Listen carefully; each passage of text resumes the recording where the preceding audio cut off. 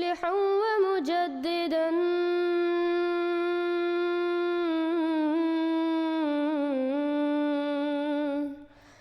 فارنوا بنظر طاهر وجنان.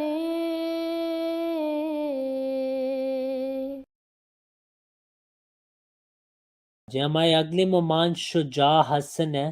جی شجاع حسن جی السلام علیکم.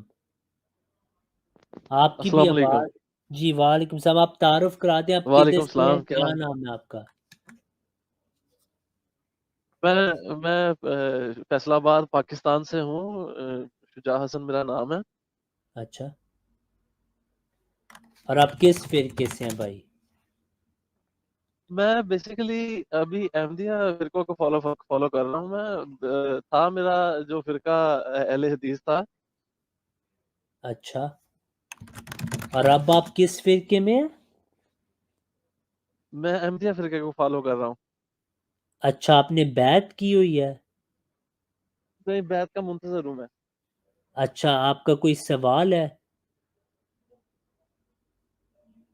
میرا سوال کوئی نہیں ہے, بس میں یہی بتانا چاہ رہا ہوں کہ میرے ساتھ کون سے انسیڈنٹ ہوئے تھے جس کی وجہ سے مجھے احمدیہ فرقہ فالو کرنا پڑا. اچھا, کیا ہوا آپ کے ساتھ؟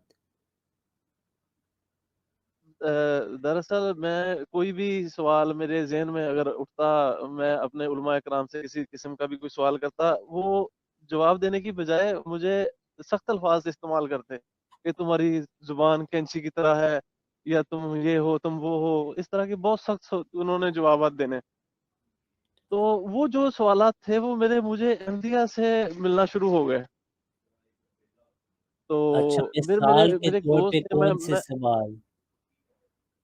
یہی کہ حضرت عیسیٰ علیہ السلام کیسے ہیں اوپر, اور اس طرح کے جو بھی مجموعی سوال ایک انسان کے ذہن میں پیدا ہوتے ہیں, ایک طبعی طور پر پیدا ہوتے ہیں کہ ایسا کیسے ہو سکتا ہے.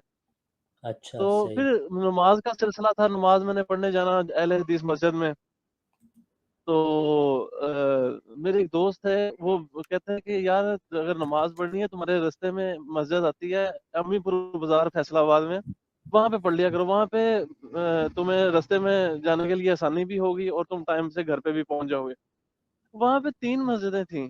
ایک امام بارگاہ تھا اس کا اہل تشیع کا, ایک مسجد تھی اس کی اہل حدیث کی, اور ایک مسجد تھی احمدیہ کی.